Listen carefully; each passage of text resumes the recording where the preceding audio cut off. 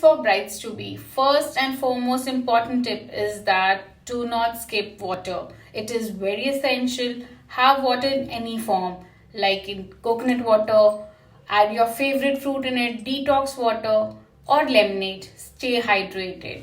Second tip, take care of your skin or reach out to an expert or a dermatologist or your makeup artist for your basic skincare routine so that you can avoid acne, dehydration before your big day. Third point, always apply a sunscreen. Fourth point, choose your jewelry wisely. Discuss it with your makeup artist or an jewelry expert so that it complements your makeup and your outfit. Last but not the least, make sure you opt for two dupattas. One is very heavy dupatta which gives a very royal look, and the other one very light dupatta which you will carry on your head as a pallu rather than a medium or a heavy dupatta.